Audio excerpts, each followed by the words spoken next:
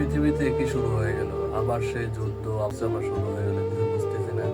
Iran আর আপনার Israel, আবার দুইটি রাষ্ট্র কিন্তু আবার যুদ্ধে লিপ্ত হয়ে গেল। সেখানে আমরা কি করব? আমরা বাঙালি, আমরা এশিয়া মহাদেশে থেকে কি করতে পারি বলেন? এই যুদ্ধ থামানোর জন্য যারা বড় বড় রাষ্ট্র আছে তাদের জন্য তাকে থাকা ছাড়া কোনো উপায় নেই, কারণ আমরা ছোট রাষ্ট্র হিসেবে তাদের কোনো সাহায্য করতে পারবো না যুদ্ধ থামানোর জন্য।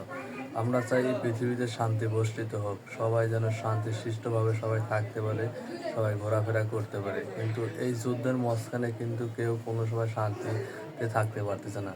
আপনারা যারা এই ভিডিওটা দেখছেন অবশ্যই ভিডিওটা একটা শেয়ার করে দেবেন, চ্যানেলটা সাবস্ক্রাইব করে রাখবেন, যাতে আপনারা পরবর্তীতে সবগুলো ভিডিও দেখতে পারেন।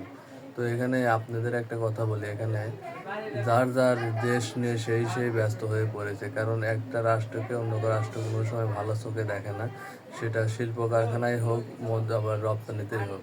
শুধুমাত্র আমরা এখন চাচ্ছি যে দুইটি রাষ্ট্রই, তিনটা রাষ্ট্র, যে রাষ্ট্রগুলোর যুদ্ধে লিপ্ত আছে তাদের জন্য আমরা দোয়া করছি, তারা যেন খুব তাড়াতাড়ি যুদ্ধটা থামিয়ে দেয়। কারণ যুদ্ধ চাইলে, যুদ্ধ হলে পারে কোনো রাষ্ট্রেই কারো স্বাবলম্বী হতে পারে না, কোনো রাষ্ট্রের সুখ আনতে পারে না, সম্পূর্ণভাবে ক্ষতিগ্রস্ত হয় যারা যুদ্ধ করে।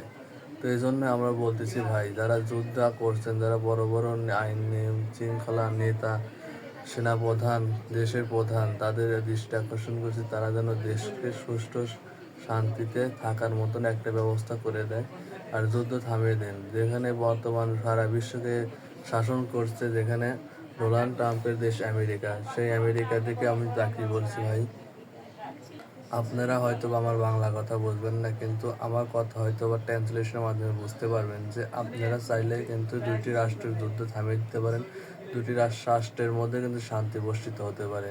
তো এই জন্য সবাইকে অনুরোধ করছি, সবাই যেন এই যুদ্ধ বিরোধিতার জন্য আন্দোলন শুরু করা হোক, সব রাষ্ট্রে এক হয়ে এই যুদ্ধ বিরতির জন্য সবাই আবেদন করুক। সেক্ষেত্রে আমাদের সবারই ভালো। আমাদের উচিত প্রতিটা রাষ্ট্রে শান্তিশিষ্টভাবে বসবাস করতে, কারণ এই যুদ্ধ হলে পরে একসময় দেখা যাবে তৃতীয় বিশ্বযুদ্ধ লেগে গেলে কিন্তু কোনো রাষ্ট্রকে আর ছাড় দেবে না, সব রাষ্ট্রে বর্তমানে যুদ্ধে লিপ্ত হয়ে যাবে। এক্ষেত্রে পৃথিবী মানব জাতি প্রায় ধ্বংসের দিকে চলে যাবে। তার জন্য বলছি ভাই, যুদ্ধ থামিয়ে দিন, যুদ্ধকে বিরত রাখুন। যুদ্ধ ছাড়াও কিন্তু দেশে সম্পূর্ণ শান্তিশিষ্ট রাখা যায়। ধন্যবাদ।